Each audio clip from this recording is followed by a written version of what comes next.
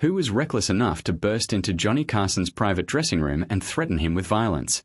Who appeared so intoxicated on live television that they hurled crude remarks, only to have a glass of water thrown directly in their face before millions watched?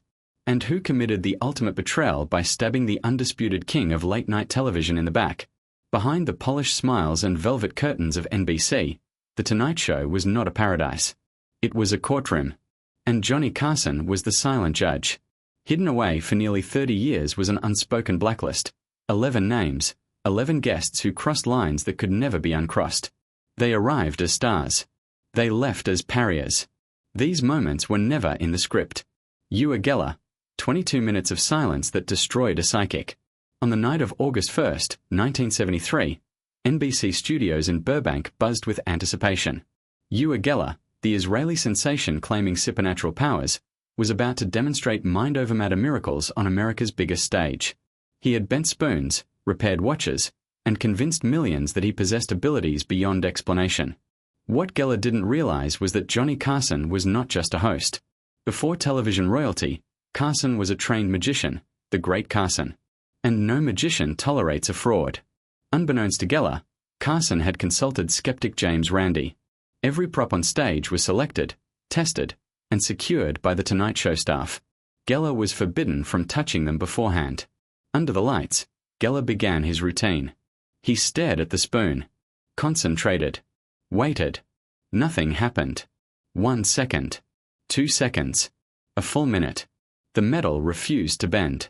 Geller tried again, then switched to another trick. Still nothing. For 22 excruciating minutes, live television became a chamber of silence. Carson said nothing.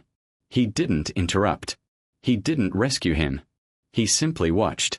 Geller faltered, sweated, and offered excuses. The mask fell off.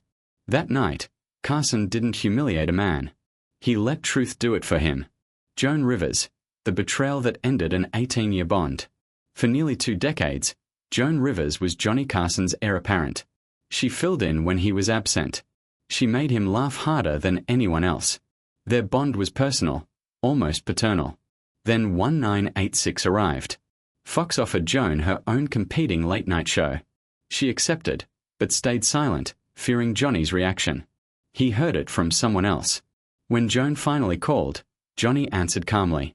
Coldly. He said he already knew. Then he hung up. That click ended everything. Joan Rivers was erased. Her name was never spoken again on The Tonight Show. No clips. No mentions. No forgiveness. It wasn't the show that hurt him. It was the silence. Chevy Chase, arrogance on full display.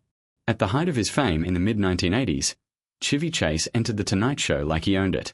He interrupted Carson, mocked the band, insulted the audience, treated the host with visible disdain. The laughter faded. Awkwardness took over.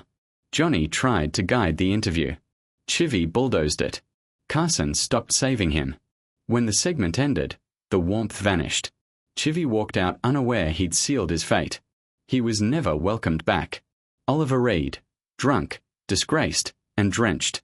On September 26, 1975, Oliver Reed arrived intoxicated, slurring, belligerent, disrespectful.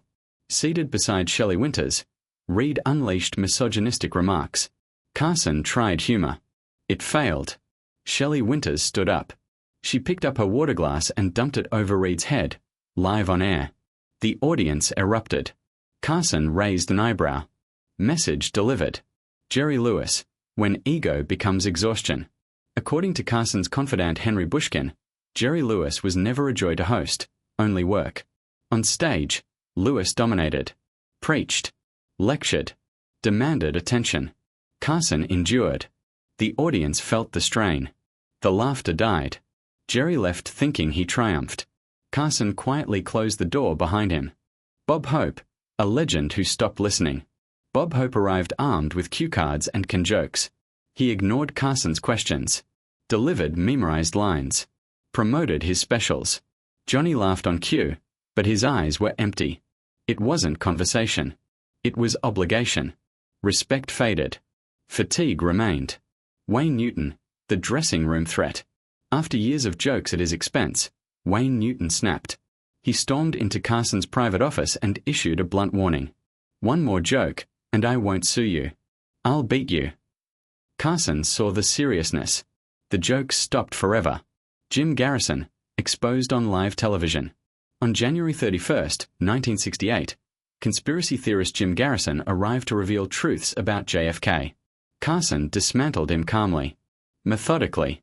Evidence demanded. Names requested. Claims collapsed. America watched a man unravel. Carson didn't mock him. He exposed him. Ryan O'Neal, the silence that killed a segment. Beautiful. Famous. Empty. Ryan O'Neal answered questions with yes. No strax. Carson carried the interview alone. Afterward, Johnny removed his glasses in exhaustion. Boredom was unforgivable. Truman Capote, a genius falling apart. Capote arrived intoxicated. Rambling. Disoriented. Carson shielded him with kindness. The audience laughed uneasily. A legend disintegrated in real time. Charles Grodin, the only man who got away with it. Charles Grodin insulted Carson on purpose. It was an act. And Carson loved it. The audience hated him. Carson invited him back, again and again.